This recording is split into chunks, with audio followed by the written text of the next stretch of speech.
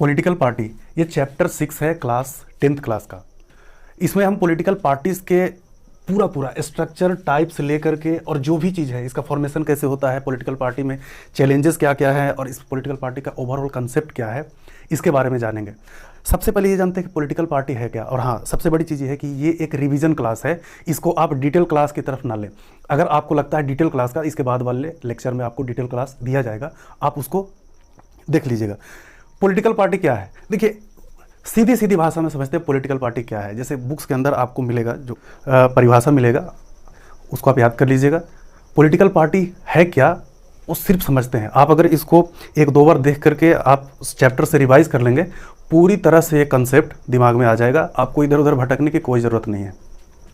जैसे हमारे देश के अंदर के ही कुछ लोग जो मिल करके इलेक्शन में भाग लेते हैं और इलेक्शन में भाग लेने के बाद वो जीत जाते हैं, और जीतने के बाद जो सरकार का निर्माण करते हैं हमारे देश के शासन व्यवस्था चलाने के लिए, तो जो शामिल लोग हैं वही पॉलिटिकल पार्टी से। तो वो जो शामिल लोग हैं और जिस ऑर्गेनाइजेशन के तहत वो शामिल होते हैं, वो जिस पार्टी के तहत वो शामिल होते हैं, वही पॉलिटिकल पार्टी है एक्चुअली। अब इधर आते हैं पॉलिटिकल पार्टी। पॉलिटिकल पार्टी में सबसे पहले इसको अलग अलग तरह से बांट दिया गया है। जैसे पॉलिटिकल पार्टी का डिफरेंट टाइप्स है, तो इस टाइप्स में पॉलिटिकल पार्टी के बारे में अलग अलग काम, जैसे पॉलिटिकल पार्टी के गठन से लेकर के और जितना भी काम है वो पूरी चीज़ को समझेंगे। तो इसमें सबसे पहले टाइप्स ऑफ पॉलिटिकल पार्टी, दूसरा है political party system, reformation of political party, challenges to political parties और कॉन्सेप्ट ऑफ पीपी। पीपी का मतलब है पॉलिटिकल पार्टी। अब इसमें देखिए टाइप्स ऑफ पॉलिटिकल पार्टी। अब टाइप्स ऑफ पॉलिटिकल पार्टी में एक है नेशनल पार्टी और एक है स्टेट पार्टी। नेशनल पार्टी और स्टेट पार्टी क्या है ये आगे मैं बताऊंगा, अभी यहाँ पर ज़्यादा दिमाग पर जोर देने की ज़रूरत नहीं है। इसमें नेशनल पार्टी और स्टेट पार्टी क्या है ये आगे तुरंत बताया जाएगा। बस अभी ये समझना है कि इसमें पॉलिटिकल पार्टी के टाइप में एक नेशनल पार्टी होता है और एक स्टेट पार्टी होता है। दूसरा political party system. Political party system का मतलब यह है कि किसी भी देश के अंदर जो पॉलिटिकल पार्टीज है वो किस तरह का पॉलिटिकल पार्टी है। जैसे चाइना के अंदर कम्युनिस्ट पार्टी है, एक ही पार्टी की सरकार बनती है। जैसे यूएसए के अंदर 2 तरह का पार्टी है। भारत के अंदर कितना पार्टी है काउंट नहीं कर सकते, 750 से ज़्यादा पार्टी है, क्षेत्रीय और राष्ट्रीय मिला करके अगर देखा 750 से ज़्यादा है। तो ज़्यादा है तो मल्टी पार्टी सिस्टम। अगर किसी कंट्री के अंदर 2 तरह का पार्टी है तो 2 पार्टी सिस्टम। अभी चाइना के बारे में बताया गया तो 1 पार्टी सिस्टम। और एक है जैसे बोलते हैं ना गठबंधन का सरकार, तो उसको बोलते हैं कोalition पार्टी। जैसे 2 तरह का पार्टी मिल करके और जुड़ करके और अगर सरकार का निर्माण करती है। जैसे बिहार के अंदर जो पिछला इलेक्शन हुआ था, तो पिछले इलेक्शन में 2 पार्टी मिल करके आपस में सरकार बनाई थी। तो इस तरह का चीज़ें ये सब आगे पढ़ाया जाएगा। अभी सिर्फ इसके टाइप को समझना है कि पॉलिटिकल पार्टी सिस्टम में इतने तरह के पार्टी। जैसे reformation of political party. Reformation of political parties का मतलब ये है कि जैसे आप भारत देश के अंदर आप लेते हैं, जैसे भारत देश में हम रहते हैं, भारत देश के अंदर पॉलिटिकल पार्टी बनाने का जो विधि है और विधि में क्या क्या चीज़ शामिल है, जैसे आप संविधान के नियम के अनुसार ही कर सकते हैं। अब संविधान क्या है ये आपको मालूम होना चाहिए। भारत देश के अंदर शासन व्यवस्था को चलाने के लिए एक लिखा हुआ किताब है और उस किताब के तहत हमारे देश में शासन और व्यवस्था चलाया जाता है। इसे संविधान कहते हैं, एकदम सरल भाषा में। बुक्स के अंदर जो आपको डेफिनेशन मिलेगा वो काफ़ी आपके एग्जाम के लिए, लेकिन अगर सीधा समझने की कोशिश करें तो एक किताब है जिसके तहत हमारे देश में शासन व्यवस्था चलाया जाता है। चाहे वो कोर्ट जुडिशियरी हो, चाहे आप थाने में FIR करवाने जाए या फिर आप किसी भी तरह का। जैसे एक परिवार के अंदर जो परिवार के सदस्य, जैसे आपके घर में दादाजी होंगे, आपके घर में पिताजी होंगे, तो इस तरह से जो भी लोग घर में एक बड़े और बुजुर्ग होते हैं जिनका बात नीचे के सारे लोग मानते हैं, मतलब वही संविधान है। तो ये संविधान वही है, हमारे देश का एक दादाजी है बुक की तरह, ठीक है। थर्ड हो गया ना फॉर्मेशन पॉलिटिकल पार्टी। फोर्थ में है कंसेप्ट ऑफ पॉलिटिकल पार्टी। इसमें फंक्शन क्या है और इंपॉर्टेंस क्या है, मतलब ये कैसे काम करती है और इसका महत्व क्या है। जैसे भारत देश के अंदर पॉलिटिकल पार्टी की जरूरत क्यों है, भारत देश के अंदर किसी भी देश के अंदर जरूरत क्यों है, तो ये वो है concept of challenges to political party. इनके साथ समस्याएं क्या होती है। देखो भाई, सबसे ज़्यादा समस्या जो है पॉलिटिकल पार्टी के साथ ही होती है, क्योंकि भारत में हर 5वें साल चुनाव आता है और चुनाव में आपको पता है साल भर पहले से इनका चुनावी प्रचार प्रसार चलते रहता है। तो इनके साथ चैलेंजेस तो बहुत ज़्यादा है और पैसा वैसा जो भी है वो खर्च होता है। चलिए अगर डिटेल जाए तो बहुत ज़्यादा हो जाएगा, तो आप इसका वैसे ये डिस्क्रिप्शन में दे दिया जाएगा पीडीएफ, आप उसको पीडीएफ डाउनलोड कर लीजिएगा। बाकी यहाँ पर समझने के लिए ये है, आप चाहे तो स्क्रीनशॉट ले सकते हैं, कोई बड़ी बात नहीं है। पहला है, फर्स्ट है function of political parties. Party contest election by pulling candidates. सबसे पहला को देखते हैं, party contest election by pulling candidate. अब इसमें देखिए पार्टीज के अंदर कुछ लोगों को उतारा जाता है और वो आने के बाद क्या करती है, इलेक्शन में हिस्सा लेती है, इलेक्शन में भाग लेती है। जैसे आप सुने होंगे स्टेट में या फिर अभी यूपी में इलेक्शन समाप्त हुआ है, तो वहाँ पे क्या है, इलेक्शन कमीशन के पास वहाँ पर जाने के बाद क्या है, इनका पर्चा भरा जाता है। उसके बाद इलेक्शन कमीशन उनको इलेक्शन में उतरने का एक पर्चा के अनुसार उनको प्रोवाइड करवाती है, पावर प्रोवाइड करवाती है। तो इलेक्शन मैनिफेस्टो में क्या है, कोई भी पार्टी जो अपना इलेक्शन मैनिफेस्टो बनाती है, तो इलेक्शन मैनिफेस्टो में वो अपनी नीतियों को, उसकी सरकार बनने के बाद वो क्या क्या लागू करने वाली है और क्या क्या काम करने वाली है, तो इसका पूरा ब्यौरेवर एक जानकारी जो है हाथों हाथ भी थमा देती है, कहीं अगर जाती है प्रचार में वहाँ भी दे देती है। तो मैनिफेस्टो, इलेक्शन मैनिफेस्टो खास करके यही होता है। थर्ड देखा जाए, तीसरा है party play major role in making law for the country. ये नो लिखा हुआ है, no law can become bill unless majority party support it. अब देखिए ये थोड़ा सा लंबा हो सकता है, इसको मैं अगर बताना शुरू करूँ, अगर शॉर्ट में इसको समझना चाहे तो बस यही समझ सकते हैं कि जो भी पार्टी यहाँ से चुन करके जाती है और जो मेजोरिटी पार्टी है, मतलब जो पार्टी के हाथ में सत्ता है, जिसके पास कैंडिडेट ज़्यादा है, तो कोई भी लॉ बिल बनने के लिए, कोई भी लॉ बिल बनने का मतलब है कि जैसे देश के अंदर जो बिल है, कोई भी कानून है, उसका जो रूप लेता है देश में लागू होने के लिए, जैसे आप सुने होंगे कि संविधान का संशोधन किया गया और उसके तहत इस नियम को जोड़ा गया, इस एक्ट को जोड़ा गया, ये एक्ट बनाया गया। तो इस तरह का चीज़ है, तभी हो पाता है जब मेजोरिटी जो पार्टी है वो सपोर्ट करे। जैसे 3 तलाक का मुद्दा था, कुछ दिन पहले की बात है, कुछ साल पहले की बात है, 3 तलाक मुद्दे पे वो पूरा जो बिल तैयार हुआ, वो बिल तैयार होने के लिए मेजोरिटी पार्टी का सपोर्ट का होना बहुत ज़रूरी है। तो ये भी पॉलिटिकल पार्टीज के फंक्शन का एक हिस्सा है, इसको भी कंसिडर करना है। चौथा है political party shape public opinion, raise a highlight issues. सबसे बड़ी चीज़ क्या है, पार्टीज बनती क्यों है, जनता की समस्याओं को सुधारने के लिए, जनता की समस्याओं का समाधान करने के लिए। तो जनता की समस्याओं का समाधान पॉलिटिकल पार्टी जो है वो उसका एक सही रूप देती है। आप जनता की समस्याओं को सुलझा पाते हैं, जनता की समस्याओं को पूरी तरह से ना सही, कम से कम ज़्यादातर उनकी समस्याओं को अगर आप हल कर पाते हैं, तो ये जनता की नज़र में आपकी पार्टी की छवि बनेगी। तो ये भी उसकी पार्टी का एक हिस्सा है।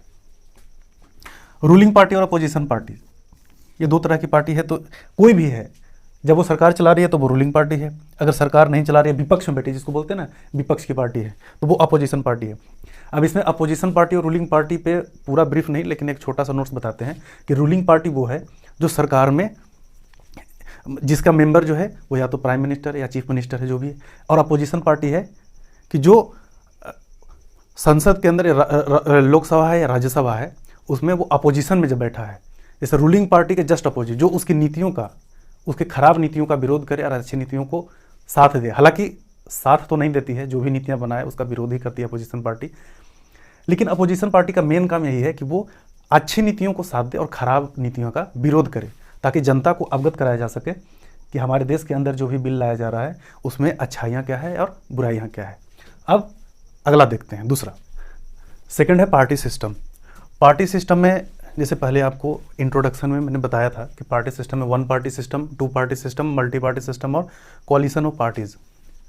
तो 1 पार्टी सिस्टम है, उसमें मैं एग्जांपल देकर के आपको बताया था कि चाइना में सिर्फ और सिर्फ कम्युनिस्ट पार्टी एक्टिव है।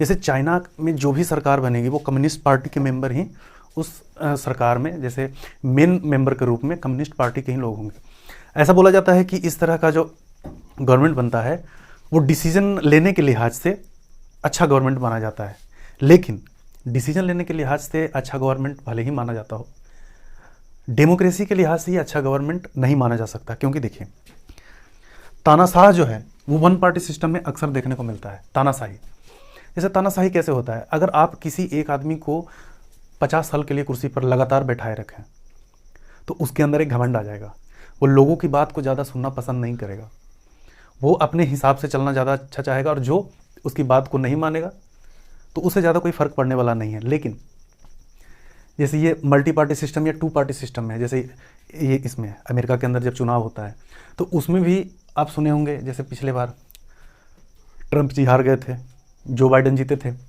तो यूएसए में भी टू पार्टीज, जब मेन टू पार्टी और भी पार्टीज है यूएसए के अंदर, जैसे क्या, in some countries power is usually change between two main political parties.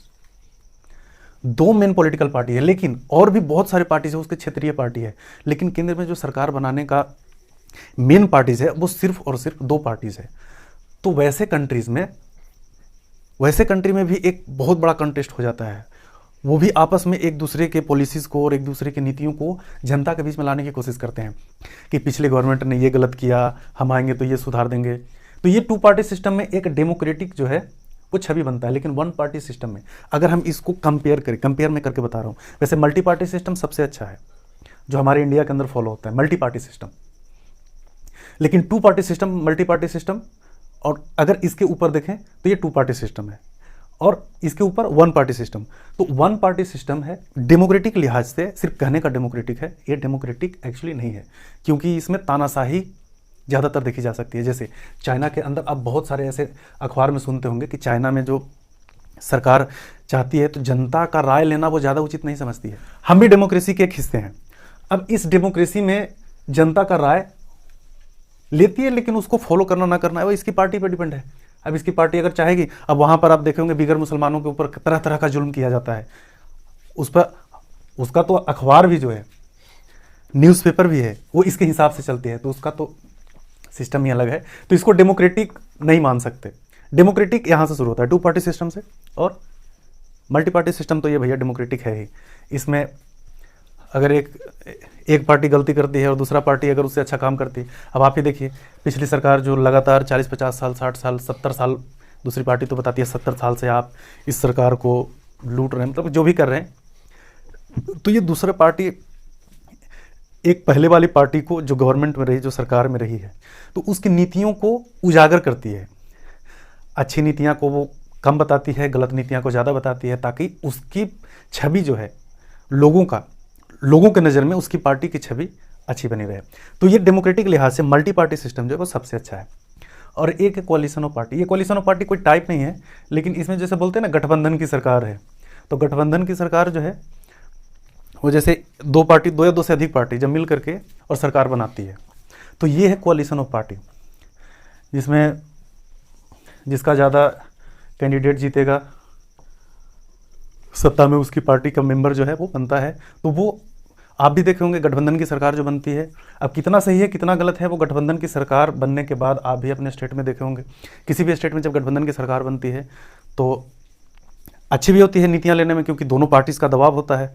और वैसे वन पार्टी सिस्टम में तो आपने देख लिया, टू पार्टी सिस्टम में है। एग्जाम्पल आप थोड़ा ध्यान दीजिएगा, एग्जाम्पल में सबसे बड़ी चीज़ है, समझने में आसानी होगा। यूनाइटेड किंगडम और यूएसए में टू पार्टी सिस्टम है, वन पार्टी सिस्टम चाइना में है। थर्ड है टाइप्स ऑफ पॉलिटिकल पार्टीज। इसमें दो टाइप है, नेशनल पार्टीज और स्टेट पार्टीज। इसमें फ़र्क करना बहुत आसान है। जैसे नेशनल पार्टीज में है कि national party that secure at least 6% of the total votes in Lok Sabha election and in 4 state and win at least 4 seats in Lok Sabha. अगर टोटल लोकसभा वोट का अगर 6% वोट किसी पार्टीज को मिलता है लोकसभा इलेक्शन में, तो वो नेशनल पार्टीज के कैटेगरी में शामिल किया जाता है। और वही जब क्षेत्रीय पार्टी, स्टेट पार्टी जब बन जाती है, तो स्टेट पार्टी का कैटेगराइजेशन कैसे किया जाता है। जैसे स्टेट पार्टी में a party that secure at least 6% of the total votes in an election of legislative assembly. जैसे जो एमएलए का चुनाव होता है, एमएलए का जिससे सीएम का चुनाव किया जाता है, अगर सीएम वाले चुनाव में कोई भी पार्टीज स्टेट पार्टीज के रूप में अपने आप को देखना चाहती है, तो वो पूरी स्टेट में होने वाले इलेक्शन के पूरे वोट्स का 6% वोट अगर वो ला पाती है, तो वो स्टेट पार्टी के कैटेगरी में शामिल की जाती है। उसी तरह नेशनल पार्टीज में 6% उसका जो वोट है वो टोटल वोट का लोकसभा इलेक्शन में उसको लाना होगा। अच्छा, इसमें कुछ नेशनल पार्टी है, जैसे इंडियन नेशनल कांग्रेस। ये पूरी दुनिया का सबसे पुराना पार्टी है, जो 1885 में बना था। Oldest party of the world, founded in 1885।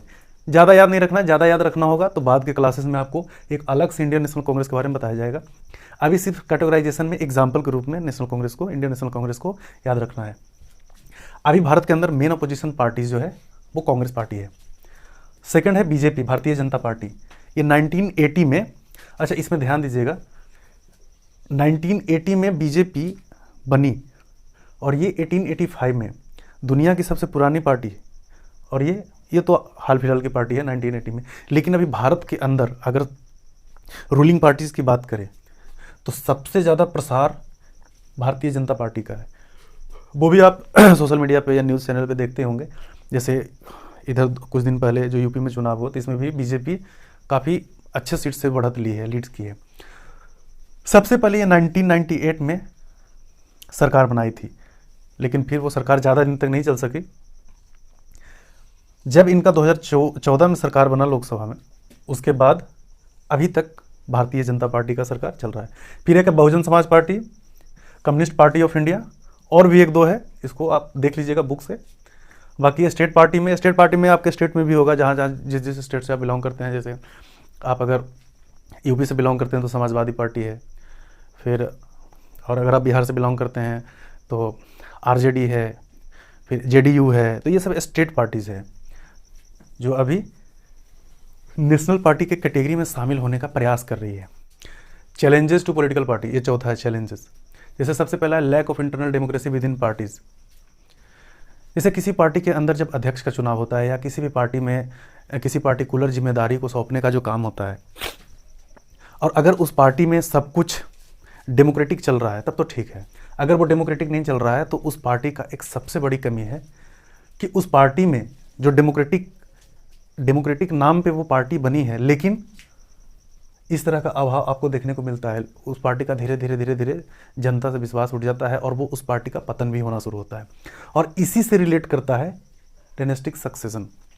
जैसे एक पार्टी में एक ही परिवार के अलग अलग सदस्य ऊंचे ओहदे पे, चाहे उनके अंदर उसकी योग्यता हो या योग्यता ना हो, अगर उस तरह के पॉलिसीज़ को अपनाया जाता है किसी पार्टी के अंदर तो वो भी एक बहुत बड़ा चैलेंज है किसी भी पॉलिटिकल पार्टी। जैसे मेजर पॉलिटिकल पार्टीज़, मैं किसी पॉलिटिकल पार्टीज़ का नाम नहीं लूँगा, लेकिन आप इस देश के अंदर देखते होंगे कि बहुत कुछ पॉलिटिकल पार्टी ऐसे हैं जिनके अध्यक्ष उसी परिवार के अलग अलग सदस्य चुने जाते हैं, जो हो सकता है उस पार्टी में वो उस पद को डिज़र्व ना करते हैं, उसके लायक ना हो, लेकिन फिर भी बनाया जाता है क्योंकि वो उस परिवार के सदस्य हैं, वो उस परिवार के किसी भी पार्टी का हिस्सा है। जैसे growth of money and muscle power, ये अक्सर इलेक्शन के टाइम में देखा जाता है। इलेक्शन के टाइम में ऐसा देखा जाता है कि कुछ पार्टीज वोटिंग के लिए वो जनता के बीच में डर बना करके या फिर जनता को पैसे वैसे खिला करके या किसी भी तरह से वोट को लेने के लिए वो अपने अलग अलग जो हथकंडे अपनाती है। तो ये डेमोक्रेटिक नज़रिए से ये एक बहुत बड़ी, मतलब इसको क्या कहा जाए, ये डेमोक्रेटिक के नज़रिए में ये डेमोक्रेटिक इसको बोला ही नहीं जाएगा। अगर इस तरह की चीज़ें किसी पॉलिटिकल पार्टीज़ में की जाती है तो ये डेमोक्रेटिक नज़र से सबसे खराब है। खराब तो ये तीनों है, ये किसी डेमोक्रेटिक पार्टी में नहीं होना चाहिए। इंटरनल डेमोक्रेसी को बनाए रखने के लिए उसमें आंतरिक इलेक्शन भी होना जरूरी है। दूसरी चीज़ है डायनेस्टिक सक्सेशन। ये आजकल की पार्टीज़ में देखने को मिलता है कि अपने अपने परिवार के सदस्य को अलग अलग तरह के और अच्छे अच्छे पद को देने की कोशिश करना। अब ये मीनिंगफुल चॉइस, सबसे लास्ट में मीनिंगफुल चॉइस। जैसे आप अपने देश के अंदर जैसे देखते होंगे कि दो तरह की पार्टी है लोकसभा में, और लोकसभा में दोनों पार्टी अपने अपने वायदे कर रही है कि मैं जब सरकार बनाऊंगा तो मैं ये करूंगा, और मैं जब सरकार बनाऊंगा तो मैं ये करूंगा। कोई कहता है बिजली में माफ़ कर दूंगा, कोई कहता है पानी फ्री में दे दूंगा, तो कोई कहता है किसानों का कर्जा माफ़ कर दूंगा। ये सब बकवास है। पानी का पैसा ना लेना, बिजली फ्री में दे देना, ये अगर इकोनॉमिक्स तरीके से देखा जाए तो ये किसी भी देश को आगे नहीं बल्कि पीछे ले जाने की एक सोची समझी तो नहीं, ये तत्कालिक फायदे के लिए ये किया जा सकता है कि आप किसी भी पार्टी के मेंबर हैं तो आप अपने वायदे के अनुसार किसानों का कर्जा माफ़ कर दिए, या फिर फ्री में पानी दे दिए, फ्री में बिजली दे दिए। फ्री में पानी और फ्री में बिजली देने का पूरा इम्पैक्ट जो है वो भारत किसी भी देश की जनता के ऊपर पड़ती है। जैसे अगर पेट्रोल का दाम 100 रुपये से लेकर के 110 रुपया बढ़ जाए तो ये 10 रुपया इसी तरह की चीज़ों को मैनेज करने में चली जाती है कि आप कौन सा चीज़ फ्री में बांट रहे हैं, जो कि वो फ्री एक्चुअली है नहीं, क्योंकि उनके इंफ्रास्ट्रक्चर को डेवलप करने के लिए आपको वो चीज़ें जो है पैसा खर्च किया गया है। आप अगर कहीं भी बिजली पहुंचाते हैं तो उसके लिए जो इंफ्रास्ट्रक्चर डेवलप करते हैं आपको उसमें पैसा लगाया हुआ, आपने उसमें पैसा लगाया है, आपकी सरकार बनती है तो आप मान लो बिजली फ्री कर देते हैं, पानी फ्री कर देते हैं, तो ये हिस्सा एक्चुअली होना नहीं चाहिए किसी भी पार्टीज़ का। इस तरह का जो वायदा है इलेक्शन मैनिफेस्टो का, ये होना नहीं चाहिए, लेकिन ये करती है। जो लोग इसको भली भांति समझते हैं उनके पास ऐसा कोई चॉइस होता नहीं कि हम किस पार्टी को दें, क्योंकि एक पार्टी है, एक पार्टी कहती है कि हम बिजली माफ़ कर देंगे, तो एक पार्टी कहती है कि हम कर्जा माफ़ कर देंगे, दूसरी पार्टी कहती है आने के बाद जो इंडस्ट्रियलिस्ट है उनको फ़ायदा पहुंचाएंगे। तो इस तरह की जो चीज़ें हैं वो किसी भी डेमोक्रेसी में वो सही साबित नहीं कर सकती, डेमोक्रेटिक को अच्छा नहीं कर सकती। ये तात्कालिक फ़ायदे के नज़रिए से बढ़िया है, और हम भी उस चीज़ को ना समझते हुए हम भी किसी पर्टिकुलर पार्टी को वोट दे देते हैं कि चलो इसने हमारा रिजर्वेशन दे दिया, इसने हमारा किसी भी एग्ज़ाम में 5 साल और बढ़ा दिया, 5 साल हमें और मौका दे दिया। तो इस तरह की चीज़ें हैं जो मीनिंगफुल चॉइस ना होने की वजह से भी हम किसी पार्टी को चुनने में भी अपनी असमर्थता दिखाते हैं। 5वां है step taken to reform political parties. ये 5वां और सबसे लास्ट है एंटी डिफेक्शन। सबसे पहला एंटी डिफेक्शन लॉ। अगर कोई एमपी और एमएलए किसी पार्टिकुलर पार्टी से है और वो अगर पार्टी बदलना चाहते हैं या पार्टी बदल देते हैं, तो पार्टी के चेंज करने के बाद संविधान के नियमानुसार जैसे ही वो पार्टी बदलते हैं तो उनका जो सीट है लेजिस्लेटिव में वो ख़त्म हो जाएगा। जैसे कोई बीजेपी का कैंडिडेट अगर कांग्रेस में जाता है या कांग्रेस का कैंडिडेट बीजेपी में आता है और वो अगर एमपी या एमएलए के किसी भी पद पर है, तो वो पद जो है वो उसका रिक्त हो जाएगा, मतलब खाली हो जाएगा। क्योंकि अगर बीजेपी की छवि से कोई कैंडिडेट बीजेपी की छवि को लेकर के कोई कैंडिडेट अगर एमपी बनता है या एमएलए बनता है और वो अगर पार्टी बदल लेता है, तो वो उसको बीजेपी का फ़ायदा मिलना चाहिए था। बीजेपी की तरफ से वो बना था, अभी वो कांग्रेस में चला गया, तो कांग्रेस में चल जाने के बाद लोगों के नज़र में अब वो कांग्रेस का कैंडिडेट हो गया, लेकिन उसने इलेक्शन जीता था बीजेपी की छवि से। तो एंटी डिफेक्शन लॉ हमारा संविधान ये कहता है कि आप अगर एमपी या एमएलए बन गए और अगर आप पार्टीज को चेंज करते हैं तो आपका सीट जो है वो रिक्त माना जाएगा, मतलब आप फिर वो अगली बार अगर आप इलेक्शन में जीतते हैं तो आप उस पद के काबिल होंगे उस पार्टी से। सेकेंड है details of property and criminal cases. ये सुप्रीम कोर्ट का ऑर्डर है। आप अगर किसी पार्टीज में शामिल होते हैं तो पार्टीज में शामिल होने के बाद आपके ऊपर जितने भी पेंडिंग केसेस हैं, जो पेंडिंग केसेस चल रहे हैं, वो पेंडिंग केसेस का पूरा डिटेल देना पड़ेगा। और दूसरा, आपको अपने निजी जो भी संपत्ति है वो संपत्ति एक ब्यौरेवार जानकारी देना पड़ेगा। अब जानकारी देना पड़ेगा, लेकिन सबसे ज़्यादा संपत्ति भी इनके पास ही होता है, ये एक कड़वा सच है। Third, file on income tax return. ये इलेक्शन कमीशन का एक प्रोसीजर है जो इनकम टैक्स रिटर्न इसलिए भरवाया जाता है ताकि इसमें शामिल होने वाला जो कैंडिडेट है वो कोई बहुत बड़ा धन का मालिक ना हो या फिर इतना बड़ा ना हो कि वो जनता का भला करते करते अपना भला कर ले और अपना भला इतना बड़ा भला कर ले कि उसकी साथ पुश्ते बैठ बैठ कर खाती रहे। तो ये इलेक्शन कमीशन का एक प्रोसीजर है, इसको फॉलो किया जा रहा है और कभी कभी इसको फॉर्मेलिटी भी देखा जाता है कि बस फॉलो कर लिया गया है। अब कुछ सजेशन है, इसमें बहुत ज़्यादा नहीं है, इसके बारे में डिटेल जो है ना आगे वाले क्लास में पढ़ना है। अभी सिर्फ यही देखना है कि इसका मतलब क्या है, इसका मतलब क्या है और इसका मतलब क्या है। अब कुछ सजेशन है जैसे किसी भी पॉलिटिकल पार्टीज में जैसे वुमेन कैंडिडेट है, वुमेन कैंडिडेट को 1/3 सीट जो है वो वुमेन कैंडिडेट को दिया जाना चाहिए। तो वैसा रेयरली देखा जाता है। बहुत सारी पार्टीज़ हैं जो वुमेन को मौका तो देती है, लेकिन बहुत सारी पार्टीज जो हैं वो वुमेन को मौका नहीं देती है। तो एक ये है। दूसरा इसमें सजेशन क्या हो सकता है, आप भी इसमें कमेंट कीजिएगा। जैसे दूसरा सजेशन क्या हो सकता है, कोई भी पॉलिटिकल पार्टी किसी भी कास्टिज्म को देख करके और अपनी सीट का बंटवारा ना करे। जैसे मान लेते हैं कि कोई एक पॉलिटिकल पार्टीज है, वो पॉलिटिकल पार्टी ज़्यादातर किसी पार्टिकुलर कम्युनिटीज़ को फोकस करके और उन लोगों को ज़्यादातर वो अपना टिकट देने की कोशिश करती है। तो ये एक पॉलिटिकल पार्टीज के डेमोक्रेटिक नज़रिए को मतलब एंटी डेमोक्रेटिक नज़रिए को डिनोट करता है। इसमें थर्ड हो सकता है कि कोई भी पॉलिटिकल पार्टी जब किसी पार्टिकुलर एरिया में जाती है तो वो किसी पार्टिकुलर कम्युनिटीज़ को फोकस करके जहाँ वो मेजोरिटी में हो और उस पर अपनी सरकार बनाने की कोशिश करती है और उस पार्टिकुलर कम्युनिटी को कन्विंस करने की कोशिश करती है। जैसे एंटी हिंदुत्व, एंटी इस्लामिक्स, तो इस तरह का जो बयान है, तो ये देने के बाद तो ये सारी चीज़ें जो है वो एक पॉलिटिकल पार्टीज़ को डेमोक्रेटिक होने से नॉन डेमोक्रेटिक होने की तरफ ले जाती है। तो ये सारी चीज़ें और भी आपके दिमाग में बहुत सी तरह का पॉइंट होगा जो आप नीचे बता सकते हैं और इसमें सजेशन भी दे सकते हैं, लिखने के लिए और भी लिखा जा सकता है। तो ये क्लास यहाँ पर ख़त्म होता है। इसमें पॉलिटिकल पार्टीज़ में जो भी चीज़ें बताई गई है इससे ज़्यादा आपको पढ़ने की ज़रूरत नहीं है, और इसको आप बार बार रिवीजन कीजिएगा। एग्ज़ाम के टाइम में अगर ये सारा पॉइंट्स आपके ध्यान में रहेगा तो मैक्सिमम नंबर आपका आ सकता है। और इसमें कुछ बहुत ज़्यादा पढ़ना नहीं है, अगर डिटेल पढ़ना होगा आगे की वीडियोज़ में आपको डिटेल बताया जाएगा। ठीक है, जय हिंद।